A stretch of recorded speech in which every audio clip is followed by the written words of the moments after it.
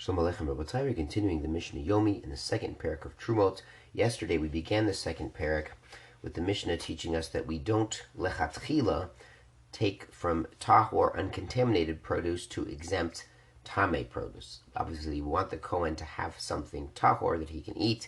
If it's tamei, he can merely burn it, and that's problematic. Now the second Mishnah, Mishnah Beis, gives us the converse case.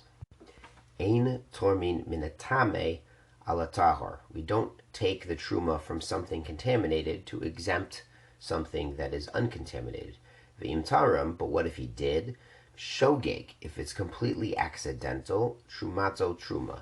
It does become truma. Now the Kohen can only burn it, but it is really truma, and he's going to have to go back and give the Kohen something tahor. And that first one, the tamei one, is actually truma deraita, and the second one is truma derabanan, but it's to give him something tahor to eat. Mezid, what if he did so on purpose? Lo asa klum. He hasn't done anything. Now he hasn't done anything to exempt himself from truma. But this item he has a big problem with, because on a deraita level he did separate a truma, so he does have to give it to the Kohen, but he has to give the Kohen something tahor as well. So he really does have to keep track of this item because it has really truma in it that he has to separate out and give to the Kohen, in addition to giving the Kohen something tahor to actually eat. V'chen ben Levi, and so too a Levi shehayalo meiser tevel. So the meiser rishon goes to the Levi. Recall the truma is the first 2%, and then the next 10% goes to a Levi, and the Levi separates out trumat meiser. He takes 10% of his meiser rishon for a Kohen. Hayam mafish lavacholech. So if he has a barrel of meiser rishon, someone gave to him, and he's using that to separate trumat meiser on other meiser people give to him, and but at some point it became tamei nebuch shogeg. So it was completely a mistake. He didn't know. Masha asa asui. So what he did is done. Mezid, if he did that on purpose, lo asa klum. It's not a valid separation.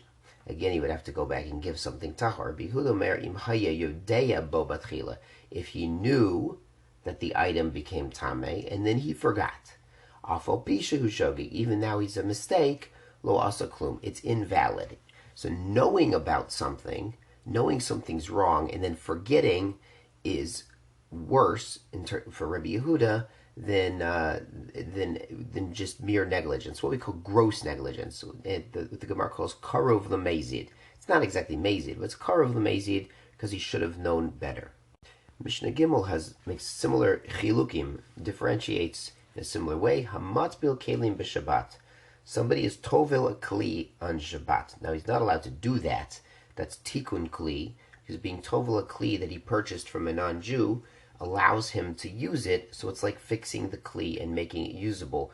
You're not metaking kli on Shabbat. It's an av malacha, so he can't do that. Shogeg, if it was by mistake, yishtamish behem. Mezid lo mishmashim, but on purpose he could not use it. It's interesting, if someone's stuck in a situation where they have a new kli and no mikveh, you could find somebody not Jewish and give it to them and ask them permission to borrow it or use it while they own it, and maybe have them own it for a week, whatever it is, so it really doesn't belong to you quite yet, and then once it truly belongs to you, take it to the mikveh, not on Shabbat. Hamaiser Mavashel b'Shabbat, someone who takes meiser, which again is mitaken, the grains, you can now eat it, or he's mivashel, or he actually physically cooks an item on Shabbat. Shogeg, if it was a mistake, yochel, he can eat it.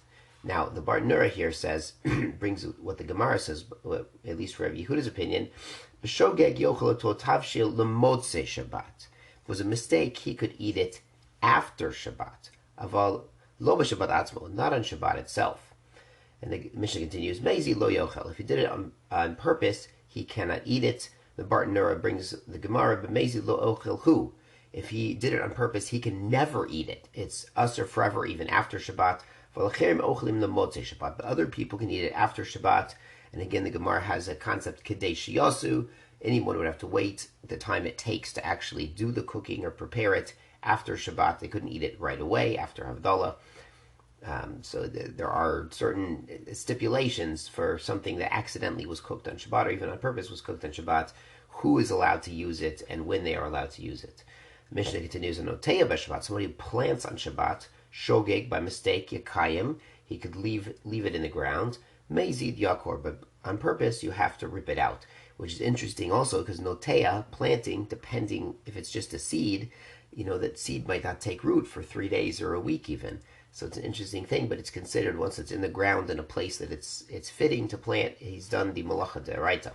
Mishnah concludes, b'shviit, somebody plants during the sabbatical year, which was the last Masech that we did in the Mishnah, bein shogeg, bein mezid yakor. Whether or not it's on purpose, he has to rip it out on Shviit. We treat Shviit more stringently even than Shabbat because people are more tempted to take liberties with Shviit.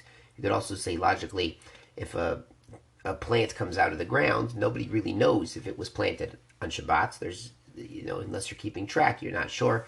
But on Shviit, if a plant comes up on Shviit, it's pretty likely that was planted on purpose. Shkoyach Rabotai.